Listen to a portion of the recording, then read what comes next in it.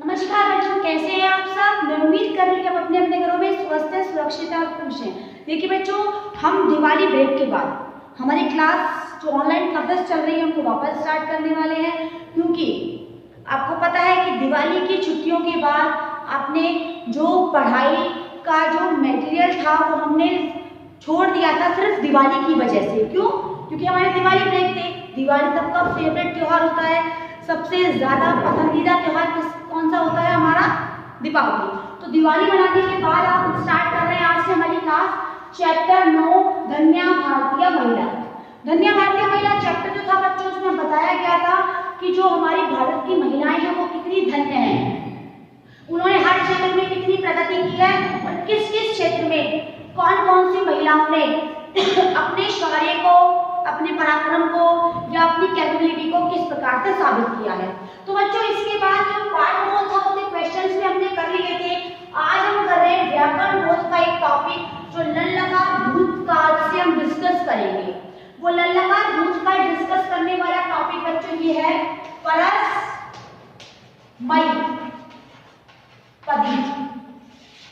और आत्मनेपदी।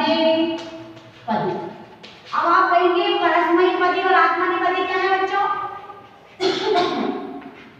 तो देखिए बच्चों, मैं आपको बता देती हूँ कि जिस प्रकार हम हिंदी में हिंदी ग्रामर में क्रिया के भेद करते हैं, हमने हिंदी ग्रामर में जब भी क्रिया के भेद डिस्कस किए हैं तो उस क्रिया के भेद में एक भेद होता है क्रिया का कर्म के आधार पर।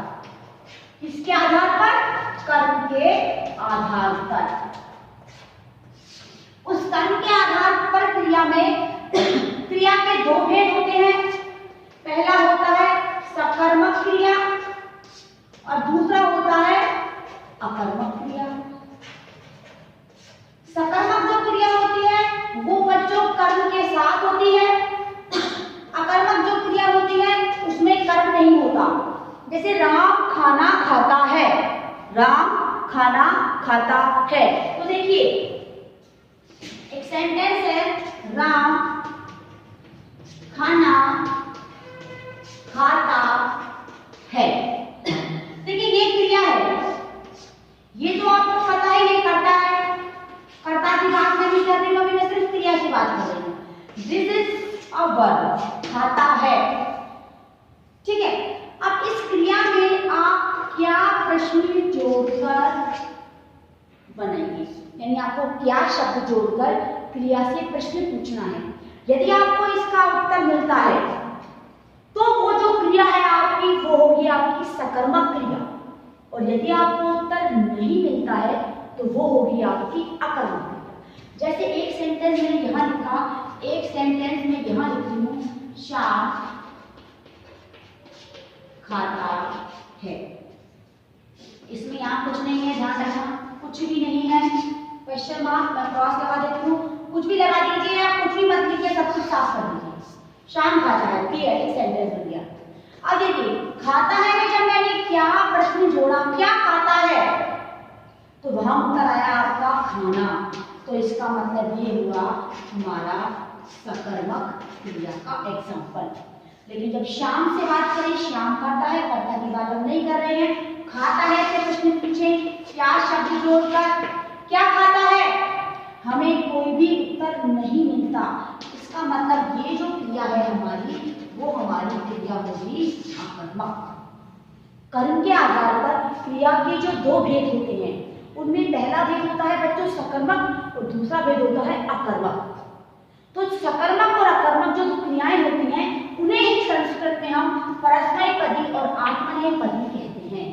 परस्मैपदी क्रिया को अगर आप समझना चाहें तो हम हिंदी के अकॉर्डिंग सकर्मक क्रिया कहते हैं और आत्मनेपदी को हिंदी के अकॉर्डिंग अकर्मक क्रिया कहते हैं। ये बात समझ में आई कि सकर्मक और अकर्मक होती क्या है, किस प्रकार हम इन्हें फाइंड आउट करते हैं। पहली बात तो आपको ये समझ में आ जाना चाहिए कि ये जो हम आज टॉपिक डिस्कस करने वाले हैं उस टॉपिक का मीनिंग क्या है, मतलब एक्चुअल में डिस्कस क्या करने वाले हैं। हम डिस्कस करने वाले हैं परस्मैपदी और आत्मनेपदी धातु रूप। अगर हिंदी में बात करूं तो सकर्मक और अकर्मक क्रियाएं, संस्कृत में बात करें तो परस्मैपदी और आत्मनेपदी धातु रूप। अब देखिए आपकी जो ये बुक है अकॉर्डिंग टू इट हम इसे सॉल्व करने वाले हैं। देखिए, पठ धातु का रूप होता है ए पठ। लल लकार की बात कर रहे हैं हम, मैंने पहले ऊपर नीचे कर रखा है लल लकार अर्थात भूतकाल। अब आप पूछेंगे कि मैं यहाँ लल लकार की बात ही क्यों कर रही हूँ, तो मेरी बात आप ध्यान से सुनिए कि मैंने आपको एक वीडियो सेंड किया था जिसमें मैंने आपको क्लियर किया था कि हम जब भी किसी से कन्वर्सेशन करते हैं, जब भी किसी से बातचीत करते हैं तो 5 प्रकार से बातचीत होती है। वो होते हैं हमारे संस्कृत के मुख्य रूप से 5 लकार। संस्कृत में 10 लकार होते हैं वैसे तो, लेकिन हम 5 लकारों की बात सदैव करते हैं। उन 5 लकारों में लट लकार, लोट लकार, लल लकार, विधिलिंग लकार और लिट लकार, ये 5 लकार होते हैं। जिस प्रकार परस्मयी पदी में परस्मयी पदी क्रियाओं, परस्मयी पदी धातु रूपों में 5 लकारों की बात होती है, सेम उसी तरह आत्मनेपदी क्रियाओं में भी 5 लकारों की बात होती है। तो आज की जो मैं बात कर रही हूँ आपसे परस्मयी आत्मनेपदी, वो हम कर रहे हैं लल लकार भूतकाल में। नहीं तो 5 लकारों में दोनों ही प्रकार की धातु रूपों की बात होती है। तो आज लल लकार की बात कर रहे हैं, वो हम कर रहे हैं। देखिए, मैंने आपको एक बात और बताई थी कि जब भी आपको कोई विभक्ति ना दी जाए और आपसे कहे कि विभक्ति लगाइए तो आप हमेशा प्रथमा विभक्ति का प्रयोग करेंगे। जब आपको कोई लिंग ना दिया जाए तब आप सदैव पुल्लिंग का प्रयोग करेंगे। सिर्फ लिंग का प्रयोग कीजिए, वहां कुछ भी मेंशन नहीं हो तो हम फर्स्ट प्रेफरेंस किसको देते हैं, पुल्लिंग को। फर्स्ट प्रेफरेंस विभक्ति में किसको देते हैं, प्रथमा विभक्ति को। फर्स्ट प्रेफरेंस वचन में किसको देते हैं, एक वचन को। सेम उसी तरह धातु रूपों में पहले जो विभक्ति, पहले जो लकार होता है वो होता है हमारा लट लकार। अगर लट लकार मेंशन कर रखा है तो लट लकार नहीं कर रखा है, कोई भी लकार नहीं तो हम लट लकार को प्रेफरेंस देंगे।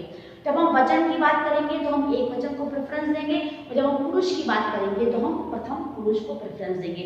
अब यहाँ हमें लकार तो दे दिया लेकिन वचन और पुरुष कुछ नहीं दिया है, तो लल लकार तो हमने आइडेंटिफाई कर लिया, लल लकार तो हमें लिखना ही लिखना है, लेकिन पुरुष और वचन कौन सा लिखना है, जब हमें कुछ नहीं दिया गया हुआ तो प्रथम पुरुष एक वचन। समझ में आ गया?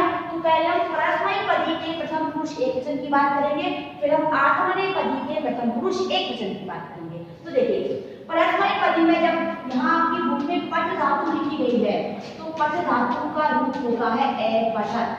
आपको पता है ए पठन, ए पठताम, ए पठन, ए पठ, ए पठताम, ए पठन, ए पठाम, ए पठाव और ए पठाम। आपको ये बात पता है क्योंकि लल लकार का जो परस्मयी पदी का वीडियो है वो लट और लन दोनों का मैंने आपको सेंड किया है, और ये दोनों ही लकार हमारे कोर्स में ऑलरेडी हम पढ़ चुके हैं। तो देखिए, ए पठन। अब सेम भू की बात करें हम, भू धातु की बात, तो यहाँ आएगा ए भवन। ठीक है। अब देखिए अज धातु की बात, अज धातु का होगा आसीन। गम धातु की बात करें तो गम धातु का रूप बनता है ए गच्छत। ठीक है। प्र और विष, देखिए प्र उपसर्ग है और विष धातु है तो प्राविशत। प्राविशत क्यों आया, क्योंकि ये प्र है और लल लकार में धातु से पहले क्या लगता है ए, तो ए प्लस ए बराबर आ इज इक्वल टू प्राविशत। और देखिए यहाँ लिखा हुआ है गई, तो ए गई, गायक आएगा। वैसे ये क्यों आएगा गायक, जब हम हिंदी की संख्या करते हैं तो आपको पता है कि ए होता है तो उसका बनता है अय, और आई होता है तो उसका बनता है आय। जब ओ होता है तो उसका बनता है औ, देखिए भू की तरह जैसे, और जब औ होता है तो उसका बनता है आव। तो ये हमारी कौन संधि है, अयादी संधि। अब अयादी संधि के अकॉर्डिंग हमने ये सकर्मक धातु के रूप सॉल्व किए हैं। अब देखिए परस्मयी पदी के रूप सॉल्व किए हैं लल लकार में। अब हम करते हैं सेम इन्हीं रूपों को आत्मनेपदी में। तो देखिए लब, अब आप कहेंगे यहाँ आपने पठ का क्यों नहीं बनाया, तो देखिए बच्चों सभी धातुएं परस्मयी और आत्मनेपदी में इंक्लूड नहीं होती। आत्मनेपदी की धातुएं कुछ अलग होती हैं, कुछ धातुएं ऐसी होती हैं, कुछ धातुएं कि देखिए अपवाद हर जगह होता है, आप कितना भी एक्स्ट्रा कर लीजिए लेकिन कमी कहीं ना कहीं होती है। तो तो अपवाद जो चीज है ना, अपवाद जो वर्ड है वो ग्रामर में आ जाता है। क्यों? क्योंकि नई नई रिसर्च होती है, सब कुछ नया होता है, जो पुराना होता है उसके लिए वापस रिसर्च करते हैं। तो जब कुछ रिसर्च करते हैं तो कुछ नयापन उसमें आता है। तो अपवाद हर जगह होते हैं, इसलिए ये बात ध्यान रखिए। कुछ धातुएं ऐसी होती हैं जो परस्मैपदी और आत्मनेपदी दोनों में आती हैं, लेकिन मोस्टली परस्मैपदी की धातुएं अलग होती हैं और आत्मनेपदी की धातुएं अलग होती हैं। अब देखिए लब, लब का बना ए लभत, इसके बाद है आपका सेव, सेव का ए सेवत, इसके बाद है जी ए जलत, ई का ये बनता है आपको पता है संधि के अकॉर्डिंग वृद्ध, वृद्ध का बनता है आपका ए वर्धक। अब ये ए वर्धक कैसे बना? क्योंकि जो री है वो र बन जाएगा। संधि कौन सी? यण संधि, य र ल और व। मुद अमोदक,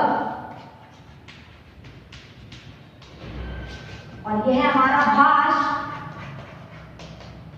अभाषक। अब देखिए ये जो हमने किया है आज समझ में आपको आ रहा होगा कि हमने चैप्टर जो हमारा 9 चैप्टर है धन्या भारतीय महिला, इसका हमने नल नकार का भूतकाल सॉल्व किया है। आप देखिए इसमें परस्मैपदी और आत्मनेपदी दोनों क्रियाएं हमने सॉल्व की हैं। मैंने आपको बताया है कि परस्मैपदी का मीनिंग क्या होता है और आत्मनेपदी का मीनिंग क्या होता है। तो ये आपको समझ में आया? आप इसे ध्यान से देखिए, समझिए और कीजिए। इसके बाद जो आपका क्वेश्चन नंबर 2 लिखा हुआ है, पाठा चित्वा लल नकारे प्रयुक्तानि पदानि लिखत। अब देखिए परस्मैपदी और आत्मनेपदी दोनों में आपको लल नकार के रूप लिखने हैं, तो आप पाठ से चुनकर लिखेंगे तो भी यही रूप आएंगे, और अगर आप यहां से लिखेंगे तो भी यही रूप आ रहे हैं। तो आप क्या करेंगे कि जो आपको यहाँ लिखवाए गए हैं ये आपको लिखने यहाँ सिर्फ 5 है, यहाँ पर हमने 6 सॉल्व किए हैं। तो इनमें से कोई से भी 5 आप जो ये वाला बॉक्स है परस्मैपदी का उसमें इनमें से कोई भी 5 लिख देंगे, और सेम वही जो आपने यहाँ लिखे हैं उन्हीं के 5 यहाँ से आप यहाँ लिख देंगे। समझ में आ गई मेरी बात आपको? जैसे आपने लिखा, देखिए पाठ मैं बोलती आती हूँ, आप देख लीजिए एक बार। परस्मैपदी लिख रहे हैं आप, क्वेश्चन नंबर 2 सॉल्व कर रहे हैं परस्मैपदी, तो आपने लिख दिया ए पटल, तो आप सामने वाले बॉक्स में भी अलबद लिखेंगे। ऐसा नहीं है, जरूरी नहीं है ये लिखे वो लिखे, मेरा मतलब ये है कि अगर सीक्वेंस लिखेंगे तो आपको अच्छा समझ में आएगा। अब कोई से भी 5 आप यहाँ लिख दीजिए और कोई से भी 5 आप यहाँ लिख दीजिए। किसमें से? इस परस्मैपदी के बॉक्स में से यहाँ से कोई से भी 5 आप यहाँ लिखेंगे और कोई से भी 5 आप यहाँ लिखेंगे। वैसे इसका पीडीएफ मैं आपको सेंड करूंगी, लेकिन जो चीजें आपको सेल्फ करनी है वो आपको सेल्फ ही करनी है, क्योंकि आप करेंगे नहीं तब तक आप सीखेंगे नहीं। समझ आ रही है? जो टॉपिक का डिस्कस किया था सकर्मक और अकर्मक क्रिया का, अगर हिंदी की बात करें तो मैंने आपको यहाँ क्लियर कर दिया है, और संस्कृत की बात करें तो यहाँ भी क्लियर आपका हो चुका है। ये कौन सी होती है? ये सकर्मक होती है। ये कौन सी है? ये अकर्मक है। मैंने नीचे भी लिख दिया है, ये सकर्मक है और ये अकर्मक है, ताकि आपको कंफ्यूजन ना रहे कि परस्मैपदी का मीनिंग क्या होता है और आत्मनेपदी का मीनिंग क्या होता है। आई थिंक आपको आज का ये टॉपिक क्लियर हो गया होगा। आज की क्लास में जो आपको ये व्याकरण भूतकाल टॉपिक करवाया है, लल लकार भूतकाल की दोनों प्रकार की जो कर्म के आधार पर क्रियाएं होती है परस्मैपदी आत्मनेपदी, उनका टॉपिक जो आपको समझाया है वो आपको समझ में आ गया होगा। तो आज